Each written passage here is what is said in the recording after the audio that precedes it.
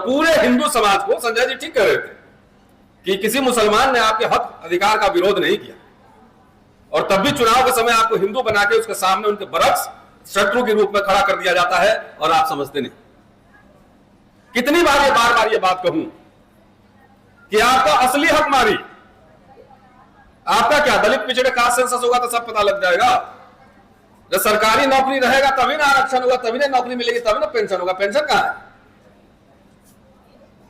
भाई? पंडित नेहरू ने school, college, university, IIT, IIM खोले, ऑलमोस्ट मुफ्त की शिक्षा, नौकरी, पेंशन सब कुछ मिला उस समय।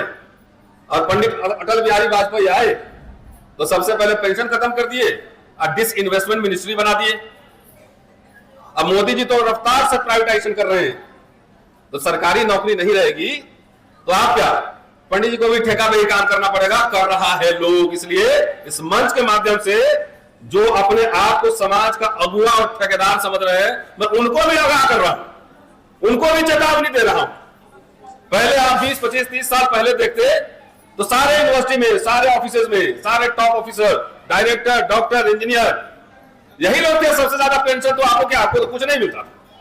सबसे ज्यादा पेंशन और नौकरी सवर्ण समाज के लोग, ब्राह्मण लोगों को मिल रहा था। तो हिंदू राष्ट्र बनाने के चक्कर में पता लगा कि उन्हीं का गायब हो गया। बनाओ हिंदू राष्ट्र। आइए पंडित जी, आपका भी स्वागत है। आइए सुलभ इंटरनेशनल में आपको भी काम करना पड़ेगा, चौकीदारी आपको भी करना पड़ेगा, माली का काम आपको भी करना पड़ेगा, वो भी ठेके पे, दिहाड़ी पर करना पड़ेगा। आइए हमारे कॉलेज में गेट पर दिखाता हूं, जितने सिक्योरिटी स्टाफ है ज्यादातर बिहार के हैं, सवर्ण समाज के लोग हैं। 15,000, 18,000 तनख्वाह मिलता होगा मैक्सिमम। तो खाएगा क्या, नहाएगा क्या, निचोड़ेगा क्या?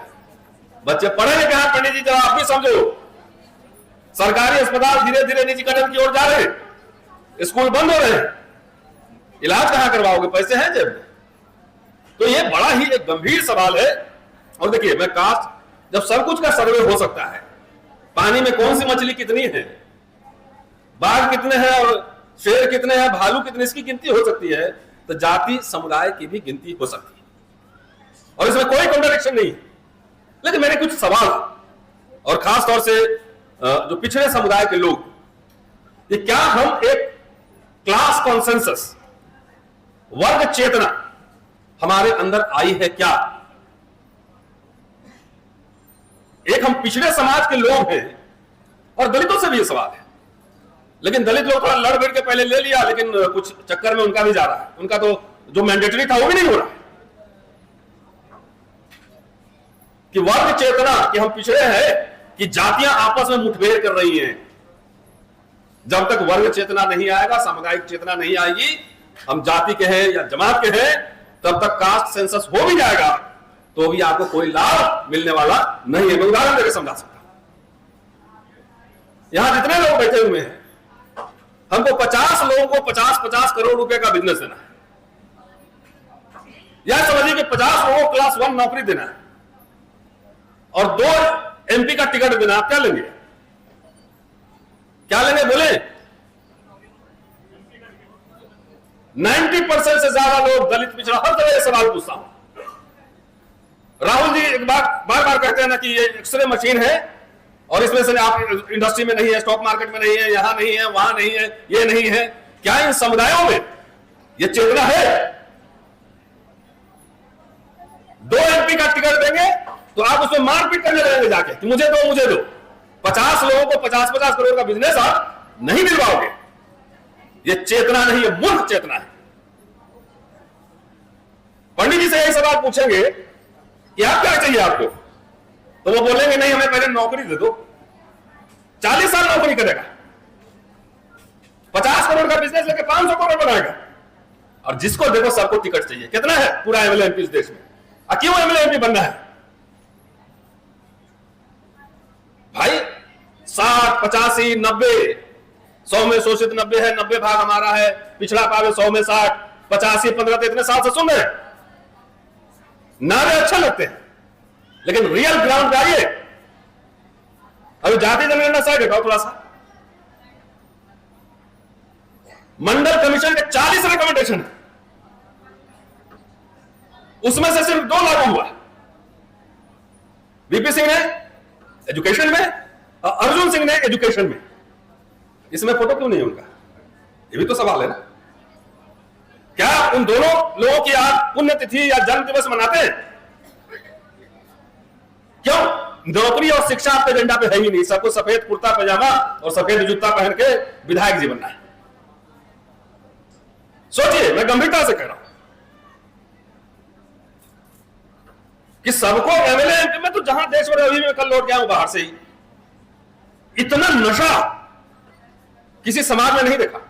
अमेरिका में ब्लैक्स ने नहीं कहा कि हमें राष्ट्रपति बनना है, उन्होंने कहा कि मुझे हिस्सेदारी चाहिए, और रिजर्वेशन पहले यहां था। अमेरिका में अफर्मेटिव एक्शन बाद में आया, 70 के दशक में आया। उन्होंने कहा मुझे हिस्सेदारी चाहिए, ब्लैक बिजनेस चाहिए, पैसा चाहिए, सरकारी ठेकों में मेरी हिस्सेदारी चाहिए, उन्होंने यह मांगा। और 50-70 सालों में आप जाकर देखो, पूरे दुनिया के स्पोर्ट्स में ब्लैक राज कर रहे हैं, हॉलीवुड में राज कर रहे हैं, अरबपति है, मिलियनर बिलियनर है। इस समाज को हमारे जात का पीएम क्यों नहीं बना है? खाली सीएम पीएम कुर्सी होता है, सीएम पीएम कुर्सी होता है। दो तो ठाकुर हमारे पीएम हुए हैं, चंद्रशेखर जी और एक और हुए हैं, विश्वनाथ प्रताप सिंह, तो सारे ठाकुर पीएम बन गए। उत्तर प्रदेश में 50 सालों में शुरू के 24 साल तक ब्राह्मण सीएम रहे, वहां 7 सीएम रहे, 50 से लेकर 90 तक, तो सारे ब्राह्मण सीएम बन गए। इस समाज को क्या हुआ है? जो सोशल मीडिया पर देखिए, बाबू जगजीवन राम को पीएम नहीं बनाया तो इनको पीएम नहीं बनाया। अरे बाबू जगजीवन राम ने लाखों लाख दलितों के घर में नौकरियां दी, पेंशन मिला। जो पैंट शर्ट पहन के बाप के पेंशन के पैसे से घूम रहे हो, वो कैसे मिला तुमको पता नहीं।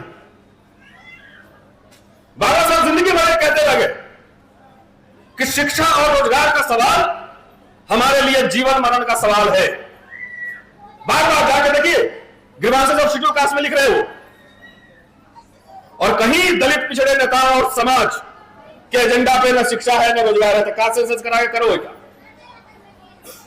क्या करेंगे आप? 40 में से 2 रिकमेंडेशन लागू हुआ, 38 बाकी है, उसमें क्यों नहीं लड़ाई हो रही? आखिर सेंसस होगा तो किस बात का होगा? जाति जनगणना सिर्फ आंकड़ा है। सोशल पॉलिटिकल जो मामला है, इंपावरमेंट का पैमाना नहीं है, सोशल इकोनॉमिक इंपावरमेंट का पैमाना। तो 38 रिकमेंडेशन लागू नहीं हुआ और उसमें कोई लड़ाई नहीं, कोई बहस नहीं। दलित लोग को सीएम पीएम बनने में नौकरी चला गया, पूरा लड़ाई लड़ रहा है, 90-85 लड़ रहा है। मैं बार बार ये सवाल उठा रहा हूं कि सांसद जो है ना 545 ही बन सकते हैं। अभी भी तो है, बीजेपी के पास सबसे ज्यादा एमपी है दलित और पिछड़ा, है कि नहीं है? प्रधानमंत्री खुद ओबीसी है। मैं नीची जात का हूं। तो मंडल कमीशन 1 वीपी सिंह लाए, मंडल कमीशन 2 अर्जुन सिंह लाए।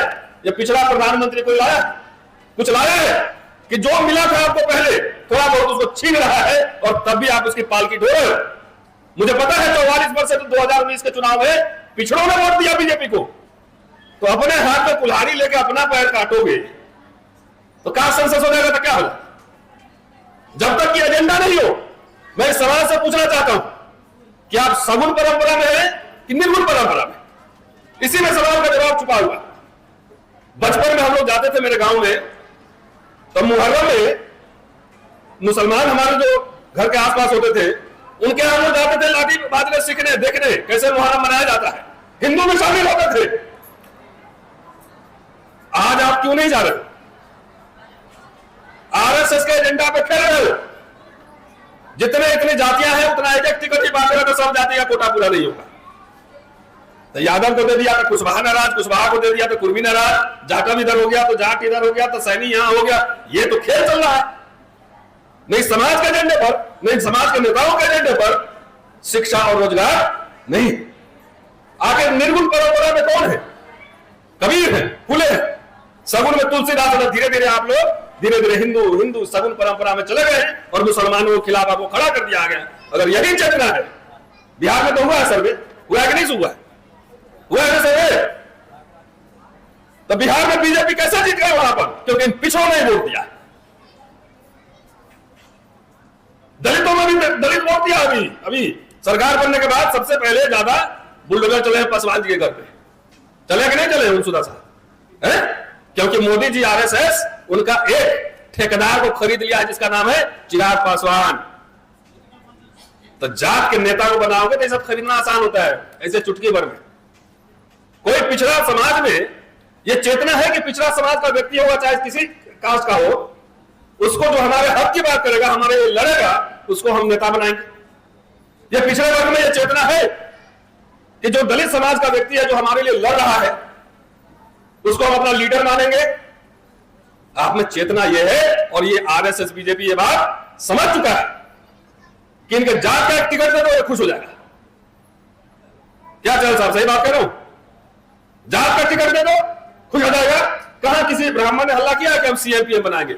मोदी जी उनके काम कर रहे हैं, पिछड़ा को बैठाया है, सारा काम पॉलिसी डिसीजन, पॉलिसी मेकिंग जितना हो रहा है सरेआम में बस होगा वो ना, कोई हलचल नहीं।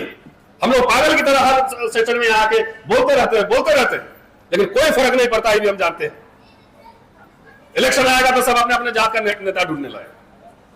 हमारी अर्थव्यवस्था में हिस्सेदारी कितनी हो इसमें कोई चर्चा है? सेंट्रल गवर्नमेंट एक पॉलिसी बनाए कि ठेकेदारी में हिस्सेदारी कैसी हो, इसकी कोई चर्चा है? हमारा 5 वाइस चांसलर बने, 500 प्रोफेसर बने, चर्चा है? नहीं, सिर्फ पॉलिटिक्स में चर्चा है।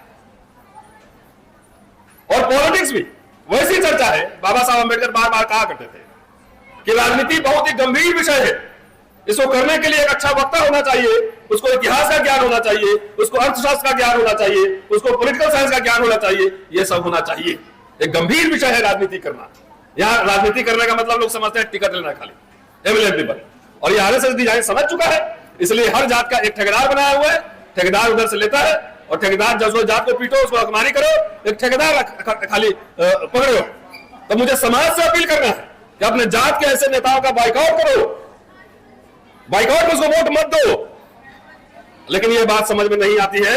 यही कारण है कि आरएसएस जिस दिन देख लेगी कि जाति जनगणना से हमें लाभ है वो कराएगी, और नहीं तो ये नहीं कराएगी। आपको गोल मोल घुमाते रहिए, घूमते रहिए, और बाकी तब तो हम पूरे अधिकार छीन लेंगे। अरे जो है पहले उसको तो बचाओ भाई।